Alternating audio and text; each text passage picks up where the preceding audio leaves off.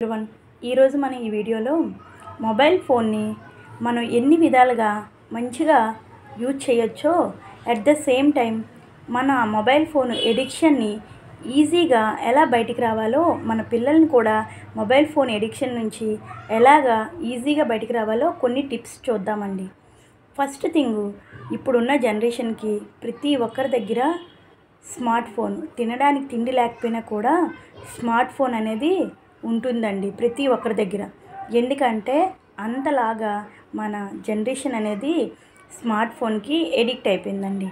So first దాన్ని మనం ఎలా బయటికి రావాలంటే, మొబైల్ అనేది మన ఒక ఏదైనా ఇన్కమ్ సోర్స్గా క్రియేట్ చేసుకుంటే, లైక్ యూట్యూబ్ కానీ, వర్క్ ఫ్రమ్ హోమ్స్ జాబ్స్ కానీ, ఏవైనా దాని నుంచి ఎర్నింగ్ వచ్చేటట్లు మనం చూసుకోగలిగితే అప్పుడు మనం మొబైల్ ఫోన్ని యూజు చేస్తాము, లేదా స్టాక్ మార్కెట్స్ కూడా చేయొచ్చండి. అలా మొబైల్ ఫోన్ని మనం యూజ్ చేయడం వల్ల మనకి ఆ సాటిస్ఫాక్షన్ అనేది ఉంటుందండి. సో ఇక్కడ మనకి ఎర్నింగ్స్ వస్తాయి, అట్ ద సేమ్ టైం మనం మొబైల్ని యూజ్ చేసామనే ఫీలింగ్ కూడా మనకి సాటిస్ఫై అవుతుందండి. అట్ ద సేమ్ టైం పిల్లలు ఎక్కువగా బాగా ఎడిక్ట్ అయిపోతారు కనుక వాళ్ళకి ఎలా స్టాప్ చేయాలంటే, సడన్గా మనం మొబైల్ ఫోన్ని స్టాప్ చేస్తే వాళ్ళు చాలా డిస్టర్బ్ అయిపోతారండి. అలా కాకుండా స్టెప్ వైజ్ మనం వెళ్ళాలండి. ఫర్ ఎగ్జాంపుల్, ఎగ్జామ్స్ టైంలో వాళ్ళకి మంచి మార్క్స్ తెచ్చుకోండి, మేము గిఫ్ట్ ఇస్తాము అని చెప్తూ, మొబైల్ ఎగ్జామ్స్ టైంలో చూడకు నాన్న, తర్వాత ఎగ్జామ్స్ అయిపోయిన తర్వాత నేనే నీకు మొబైల్ ఇస్తాను అని చెప్తే పిల్లలు కంపల్సరీగా ఒప్పుకుంటారండి. సో అలా ఒప్పుకునేటప్పుడు వాళ్ళని మనం ఒక స్టెప్ అనేది బ్యాక్వర్డ్కి తీసుకొచ్చామని అనుకోవచ్చండి. సో అలా అయిపోయిన తర్వాత కొన్ని రోజులకి మనం ఏవో వెకేషన్స్ ప్లాన్ చేసుకోవడం, అలా స్లోగా వాళ్ళకి ఇష్టమైన ఫుడ్ని ప్రిపేర్ చేయడం, అలా చేయడం వల్ల స్లోగా పిల్లల మీద మనం ఎప్పుడైతే కాన్సన్ట్రేట్ చేసామో వాళ్ళు ఫోన్ నుంచి దూరంగా వెళ్తారు.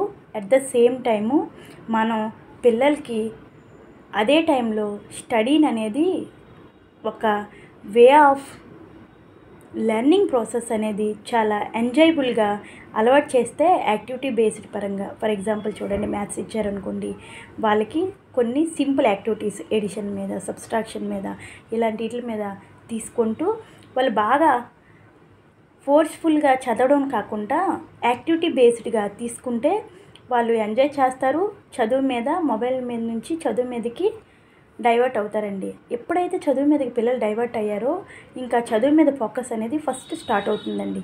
స్టార్ట్ అయిన తర్వాత స్లోగా చదువుతూ వాళ్ళని మనం మోటివేట్ చేస్తూ ఉంటూ చదువు మీద ఫోకస్ చేయగలిగిస్తే మన ప్రాబ్లం అనేది కంప్లీట్గా సాల్వ్ అయిపోతుందండి.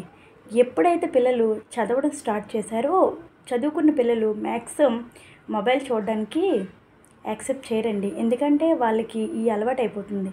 ఇంకా చదవని పిల్లల గురించి మనం ఏం చేయొచ్చంటే, ప్రతి ఒక్కరికి గేమ్స్ అనేవి కూడా పిల్లలకి చాలా ఇంట్రెస్టింగ్ ఉంటాయండి. సో మొబైల్ నుంచి బెస్ట్గా మనం డైవర్ట్ చేయాలి అంటే వాళ్ళకి నచ్చిన గేమ్లో కూడా వాళ్ళని ఈజీగా యాక్టివ్ చేస్తే మనం మొబైల్ ఫోన్ మీద ఉన్న ఎఫెక్ట్ అనేది ఈజీగా స్లోగా తగ్గించవచ్చండి.